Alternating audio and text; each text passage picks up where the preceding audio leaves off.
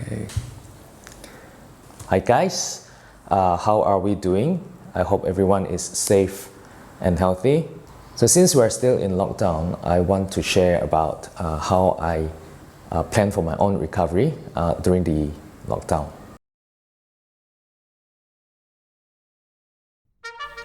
This is a disclaimer. I'm not a professional athlete or trainer, so what worked for me may not work for you. So since we are in lockdown and we can't really do much, I thought why not just try to do something more productive and more positive, at least to ourselves. So in this video, I am going to talk about the recovery in terms of fitness, right? For those who know me, I am considered fairly active. I go to the gym and sometimes I run. Since pandemic, I have not been consistent with my training and been staying active through the past year or so. So what happened was last year in December, I signed up for a virtual run for the Standard Chartered KL Marathon. I only registered for the 10 km run, which I did quite badly, to be honest. It wasn't my normal speed. I did not clock the normal time that I would have. Ever since the event, I felt that I have lost all the speed I had. I'm not too sure what happened, to be honest. I suspect there could be some kind of injury, but definitely something was off. There are a few possibilities. It could be because the pair of shoes that I was wearing, it has exceeded its lifespan and the mileage. Or it could be the case where I was wearing wrong shoes for wrong sports. A note on that, it is important to wear the right shoes and for the right sports and activities. Trust me, because your legs and feet would thank you for that later. So about the suspected injury, it's kind of weird because on normal times I don't feel anything. There's no pain, it doesn't hurt at all. It's just that when I was trying to run, I just didn't last long. I couldn't run. It felt like after like maybe 100-200 meters into the run, then I felt that my legs cannot tahan anymore. I just needed a break, stop and walk, and that's it. That's just it. I couldn't really explain why. And the weird thing is, I actually could run like normal. I could jump. I could even play basketball, to be honest. I don't know why actually. I didn't even get to consult a doctor. To be honest, I don't know who I should consult. So here is how I plan on my recovery. So first, identify what kind of potential problem that you may have. For my case, it could be my leg, my ankle, my quad, my shin, or even IT band or hamstring. It could be any of those, or it could be nothing. Then, after identifying those, attend to the potential injury, right? Attend to the potential injury before you proceed, because there's no point of you training if there is an underlying injury that will impede your progress. Make sense? So after identifying the injury and then attending the injury, next you can set the goal and plan your training accordingly. So for me, how I got on with it was to set a realistic goal. I knew that I couldn't run continuously for a long distance for a while already. Therefore, I decided to make it simple. I started with just running shorter distance, even like trying to complete 2 km, 3 km first. Doesn't matter how long I take, or I limit it to within like, okay, for the first 30 minutes, I need to at least achieve 3 km or even 2 km. So again, back to setting goal, make sure it is realistic and not too ambitious. So I stopped to keeping it short and simple and making it sure that I can handle this time frame and distance. I feel it is important for us to make it a habit and to achieve a consistency in terms of training, right? So we want to consistently do this to make it a habit so that in time to come it is an automated cycle for us. We don't have to like feel dreaded to like, oh no, it's time to run again, I don't want to run, it's so boring, yada yada, right? So we make it a habit so it feels that, oh, I actually feel good, you know, I want to do this more so that I can sweat it out, I can feel good. That's what I want. I want to highlight on the run, walk, run strategy, where it is very useful for those who want to come back to running again, because yes, we have stopped running for a while and it takes time for us to get back into the rhythm and to regain the stamina and fitness to do the continuous long run like how we used to do before.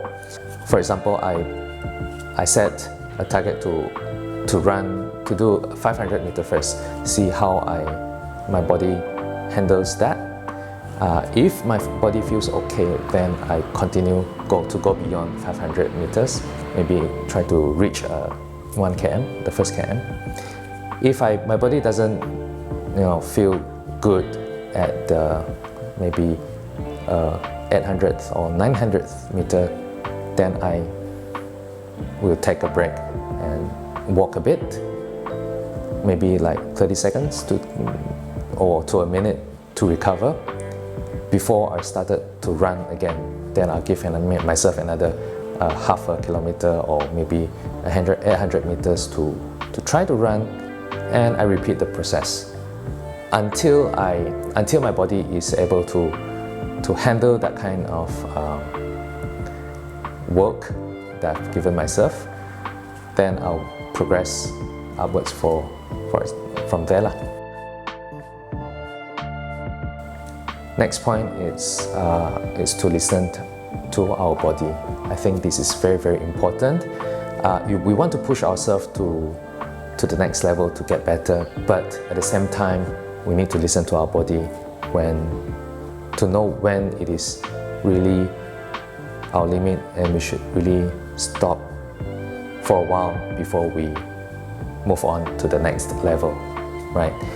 Our goal is to make things better, not making things worse than it already is. So I resumed running after I got my shoes. My first run was in early May, and so in May, averagely I run between 3 to 4 km. I started with 3 km and slowly progressed to make myself run 4 km towards the end of May. And I could see that my pace improved from 8 minutes plus per km to 7-ish minutes, 7.5 minutes pace by the end of May, which was a progress. And moving into June, I'm happy to see the progress even better, because averagely in June, I felt that I was comfortable to run a 4 km. Sometimes I push it beyond 4 or 5. It wasn't as tough as it was in May, to be honest, right? And then I felt that it is a lot easier to run in June, because I could see the pace improved from 7.5-ish to sometimes I could even go back to 6 minutes pace, 6 minute 45 like that, which was very good considered where I was coming from already. And a side note on this, I happened to weigh myself 2 times through the past 2 months, in May and June. So the first time I weighed in was on 22nd of May, and so at that time I weighed at a 79.45 kilogram. It wasn't muscle gain for sure. I felt sluggish, and I didn't feel fit at all. It didn't feel good. No, it's not muscle. So on the 8th of June, my weight was at 77.5 kilogram. That is about 2 kilograms of difference. It should be good. I felt lighter. It should be good.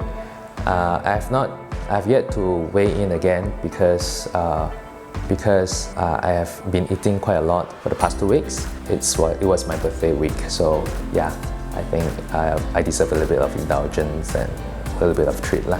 So I will see. Maybe I'll step on the weight again next week. So that's how I use my time during lockdown to recover from my fitness.